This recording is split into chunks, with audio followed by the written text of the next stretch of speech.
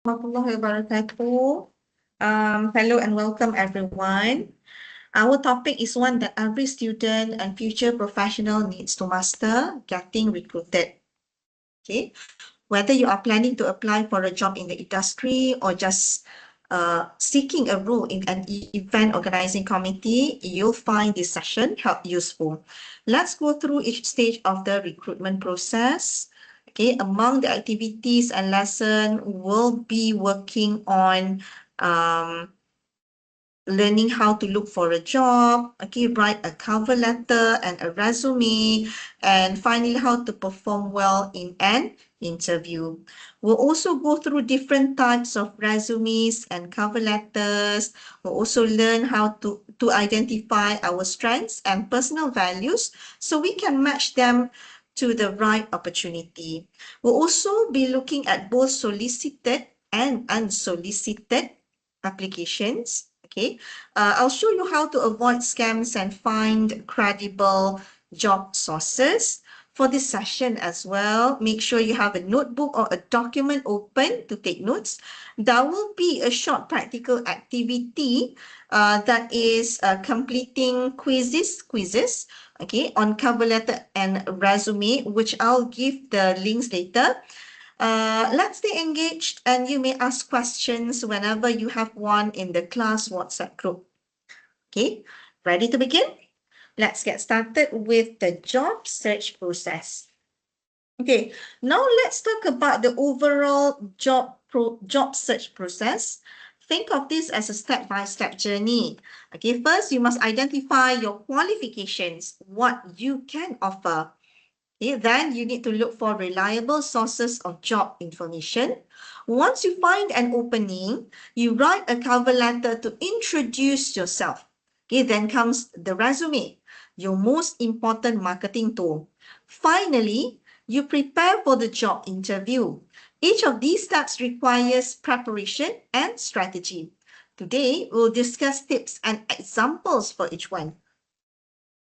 A successful job hunt starts with knowing what you are good at.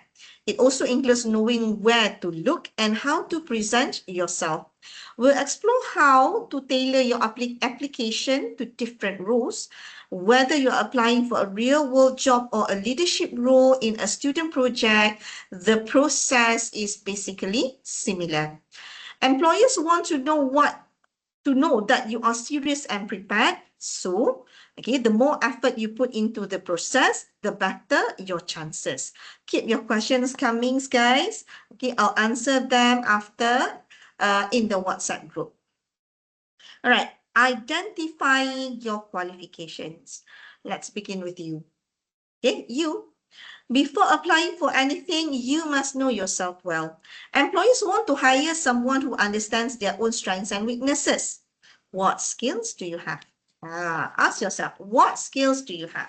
What are you good at? Are you a good communicator? Can you solve problems?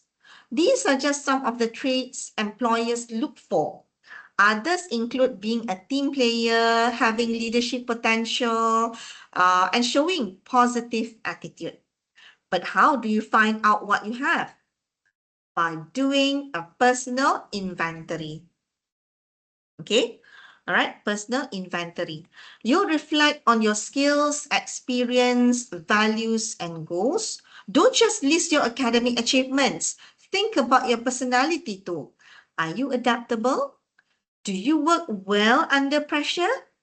Do you enjoy helping others? These qualities matter, guys. I'll be giving you a list of reflective questions to think about in your own time.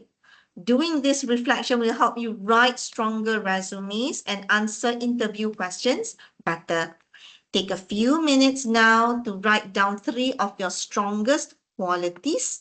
Share one in the WhatsApp group later. Okay, before we begin our next class, I'll give a hint on that. Okay, let's get to know ourselves better before we present ourselves to employers later. Personal inventory. Let's expand on the idea of personal inventory. This is where you reflect on different aspects of your life. Start with your values. Do you value helping others? making money, working with your hands? Nice. Think about your interest. Okay. Do you like working with people and also solving puzzles? Traveling? These can guide you toward the right job or position. Consider your attributes. Are you dependable? Do you work well in a team? Or do you prefer working independently? What are your future goals? Do you want to work abroad or continue your studies? Answering these questions helps you to understand where you fit. Another thing to think about is resources. Okay, another one is resources. What support systems do you have? Friends, lecturers, mentors? Write down a few answers as we go along. Don't worry if you don't know everything and also everyone yet. This is an ongoing process. You'll come back to this many times in your career. This is also helpful when preparing for interviews, where you'll be asked about your personality and goals. A personal inventory gives you confidence. Okay, it helps you answer questions, all the questions I gave just now, clearly and honestly. Take time to reflect. Okay, what are your top 3 values? All right. Okay, you can actually think about them. Okay, because now we are moving on to job sources. All right, sources of job information. Now that you know what you are looking for, let's find out where to look. Okay, there are many sources of job information. Some of the best are your campus career center, job fairs, and also your personal network. Friends, family, lecturers, they all might know about job openings. Okay, next, that's the internet. Websites like JobStreet, Indeed, and even LinkedIn are great tools. You have to make sure that you are familiar with all these websites and also application. Make sure your profiles, okay, that you uploaded are updated and also look professional. Don't forget about walk-ins. Okay, some companies, all right, some companies appreciate, or how should I say, consider visiting their company directly to be how should I say, something that they look forward to. Okay, because visiting them sometimes can lead to unexpected opportunities we might not know. Okay, all right, there are 2 types of applications here. Okay, solicited and unsolicited. I have mentioned the terms earlier. All right, a solicited application means the job was advertised. An unsolicited application means you send your resume when even no job, okay, is posted. Both can be effective. All right, remember, not all job ads are real. Always check the website, email, and job board for credibility. Look for warning signs like vague descriptions or requests for money, or job opportunities that are too good to be true. Okay, protect yourself by doing your research, because you will not lose anything if you do your research properly. Next, we'll look at how to write an effective cover letter. A cover letter is your introduction to the employer. It tells them why you are interested and why you are qualified. Always tailor it, or do, okay, a cover letter specific to the job that you are applying for. Again, the term solicited and also unsolicited cover letters come in. Okay, so the word or the term solicited and unsolicited will be mentioned throughout this video. Okay, a solicited letter responds to a job advertisement, and an unsolicited letter is when you send your application or you submit or send your cover letter even though there was no job or there is no job posted. Both must include key details. Okay, your cover letter though, what job you are applying for, why you are interested, and what makes you a good fit. The structure is simple: introduction, body, and also closing. The introduction part should mention the job title and where you found the advertisement. The body should highlight your qualification, education, and also experience.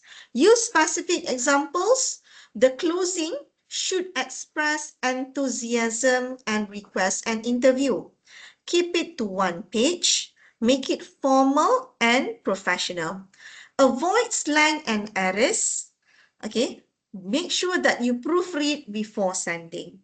Don't forget to include your contact information. We'll practice writing one in the class, but first let's learn about resume. Moving on is writing our resume. Okay, a resume is a summary of our education, skills, and experience. It is our ticket to get an interview. Employers spend just a few seconds scanning, okay, our resume. So make sure that hours count. All right. Start with our personal information, name, contact details, email address, but not your mailing address. Okay, not our mailing address. Okay. Then add our career objective.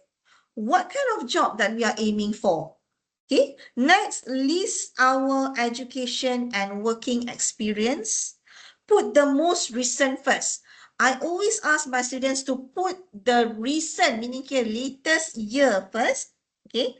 And then make sure that you include at least month and also year, job titles, and also responsibilities. Then make sure list our skills, which these skills can be technical skills or soft skills like teamwork. Include awards if we have received one. Include our activities and languages, especially when the job that is advertised is based abroad. For example, maybe non-English speaking countries such as Japan, South Korea, we have Russia, China. Okay. Please use strong action verbs like managed, okay, simple past tense, created, and also solved. All right. Okay. So for our skills, okay, or all the jobs that we have done, use action verbs such as managed, created, or solved. Make sure to keep the resume 1 or 2 pages maximum. Make sure the format is clean and easy to read. And I have also read somewhere on LinkedIn. I think the post was actually from a HR personnel from engineering field. The HR personnel mentioned that it's a she would like to read or to consider resume that is in black and white, okay? Not the one that is produced by any AI that looks fancy.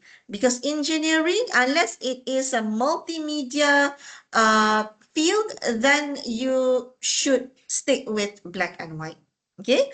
Avoid using images or unnecessary designs for your resume, for our resume. We look at samples of different resume types later during the class. Think about our strengths. What should we include in the resume? Okay. All right, see, we have date of birth, we have height, okay. We should put our telephone number, email address, tertiary education, okay. These are just the examples. All right, types of resumes. There are 3 main types of resumes. Firstly is the chronological resume. It lists our work history in reverse order. Okay, this is great if you have strong, consistent experience. Okay, second, the functional resume.